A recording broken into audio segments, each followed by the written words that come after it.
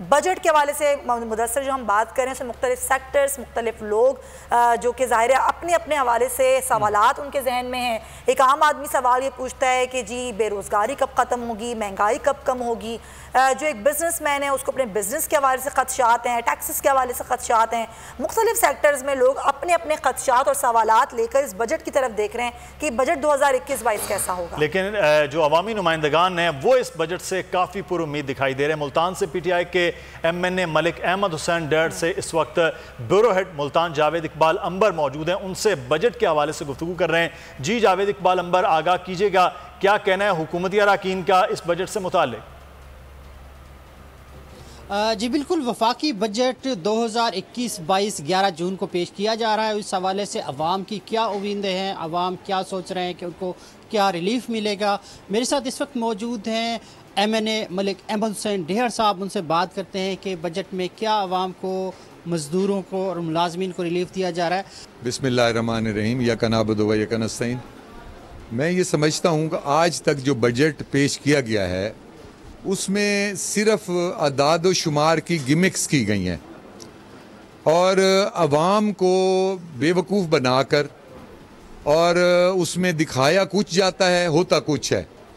اس لیے کہ جو سابقہ حکمران ہیں انہوں نے صرف بجٹ کے اعداد و شمار پہ توجہ دی ہے، غریب عوام کی بہتری کی طرف توجہ نہیں دی۔ اس دفعہ جو بجٹ پیش کیا جا رہا ہے، سب سے پہلے جو بجٹ کو تیار کرنے والی ٹیم ہے، یہ ساری وہ ٹیم ہے جو ڈیلیور کرنے والی ٹیم ہے۔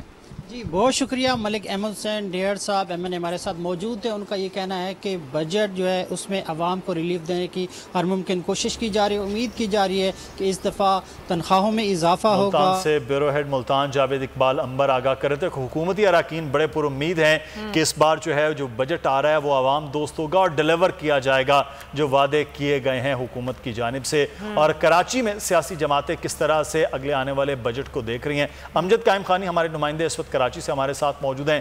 جی امجد قائم خانی، آگاہ کیجیے گا کراچی میں سیاسی جماعتوں کا کیا رد عمل ہے جو بجٹ آ رہا ہے اس وقت؟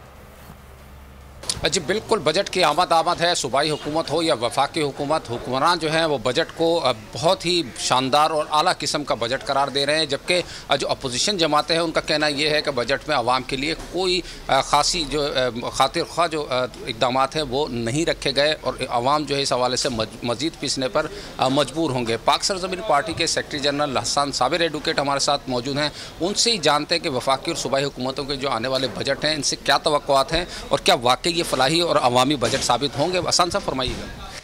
دیکھیں، یہ پی ٹی آئی گورنمنٹ تیسرا بجٹ پیش کرنے جا رہی ہے اور پچھلے 2 بجٹ جو پیش ہوئے ہیں اس پہ تو عوام کو کوئی ریلیف نہیں ملا ہے۔ یہ تو کیا کہہ سکتے ہیں اس کو کہ کرونا نے جو ہے وہ تمام چیزوں کی قلعی بھی کھول دی اور اس ملک کی جو ابتر صورتحال ہے، دیکھیں جب تک بزنس فلرش نہیں کرے گا کسی بھی ملک کا، پیسہ نہیں آ سکتا۔ امپورٹ ہو نہیں رہی، لہٰذا ریزروز بڑھ رہے ہیں۔ جب یوز نہیں ہوگا ڈالر امپورٹ کی وجہ سے تو وہ ریزرو تو بڑھیں گے۔ مطلب یہ گیمکس ہیں، عوام کو پتہ بھی نہیں ہے اس بارے میں کہ آپ کے ریزرو کیوں بڑھ رہے ہیں۔ آپ بتاتے جی ہمارے تو ریزرو جو بہت زبردست ہو گئے، تو بھائی یہ تو بتاؤ کہ امپورٹ آپ نے بند کی ہوئی ہے، اس کے اوپر پابندیاں لگائی ہوئی ہیں، آپ نے یہاں پاکستان سے پیسہ بھیجنا امپورٹ جینون ریزن کے اوپر بھی آپ نے مشکل بنا دیا ہے۔ ایڈوکیٹ حسان صابر بتا رہے تھے کہ ایکسپورٹس جو ہیں وہ تمام کی تمام بند ہیں، اسی وجہ سے جو ہے امپورٹ بھی بند ہے۔ بہت شکریہ امجد قائم خانی۔ ظاہر ہے یہاں پر جو سیاسی جماعتیں ہیں ان کی بھی اپنی امیدیں ہیں، کچھ تجاویز بھی ہیں۔ حیدرآباد میں بھی ظاہر جو ایم پی ایز ہیں، ایم این ایز ہیں، جو لوگ ہیں وہ اپنی اپنی امیدیں اور اپنے اپنے جو خدشات اور سوالات ہیں وہ اس بجٹ سے قائم کیے ہوئے ہیں۔ ہمارے نمائندے حیدرآباد سے غلام شبیر آرائی ہیں جو کہ ایم پی ندیم احمد صدیقی کے ساتھ موجود ہیں، ان سے جانتے ہیں کہ وہ کیا کہہ رہے ہیں۔ جی غلام شبیر آرائی۔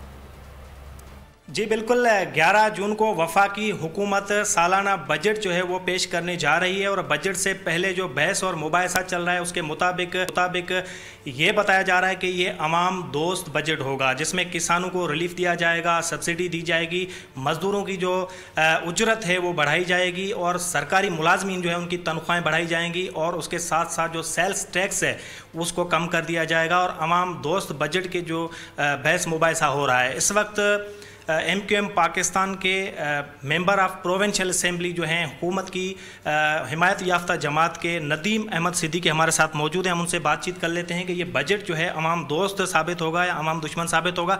آپ کی کیا توقعات ہیں یہ وفاقی حکومت جو بجٹ پیش کرنے جا رہی ہے؟ بسم اللہ الرحمن الرحیم. دیکھیں بجٹ تو جو ہے وہ پچھلے 3 سال بھی جو وفاق نے دی ہے تو وہ میں سمجھتا ہوں پچھلے کئی حکومتوں میں بہت بہتر تھے.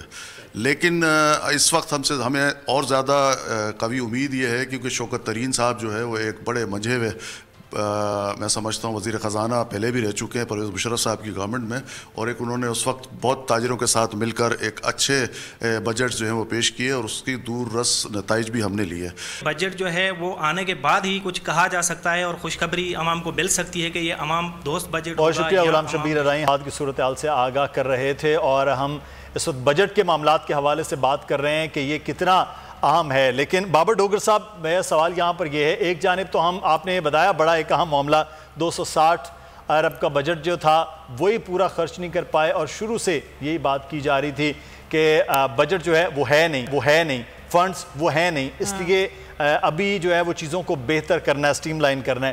لیکن اب ایک جانب 2 سال رہ گئے ہیں, بغیر اس کے آپ اپنے حلقوں میں نہیں جا سکتے, اپنی چیزوں میں نہیں جا سکتے ہیں. تو یہاں پر جو کچھ اسٹریٹجی بھی آپ کو نظر آ رہی ہے کہ اگلے اس سال کا جو مالیاتی سال ہوگا اس میں ایک باقاعدہ پلان طریقے سے ترقیاتی بجٹ اور سکیمز لانچ کی جائیں گی, تاکہ اگر بلدیاتی الیکشن ہو اس میں اور عام انتخابات میں جا کر کچھ نہ کچھ یہ حکومت گین کر پائے.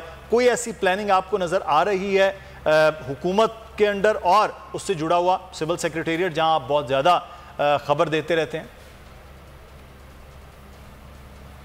مدثر دیکھیں, یہ اب گورنمنٹ اب تیسرا بجٹ دے رہی ہے. ایم پی ایس کی جو ایکسپیکٹیشنز ہیں وہ بہت زیادہ بڑھ گئی ہیں. اگر آپ دیکھیں تو پچھلے 2 سالوں میں کوئی بڑا پروجیکٹ پنجاب میں نہیں دیا گیا. جس طرح سے پچھلے دور میں میٹروز بنی, اورنج لائن بنی, آپ اس کو کرٹیسائز کریں یا جو جس طرح بھی دیکھیں, لیکن کچھ نہ کچھ بڑے بڑے پروجیکٹس آتے رہے ہیں. لیکن ابھی تک پی ٹی آئی گورنمنٹ کا پنجاب کے حوالے سے کوئی بڑا پروجیکٹ نہیں آیا.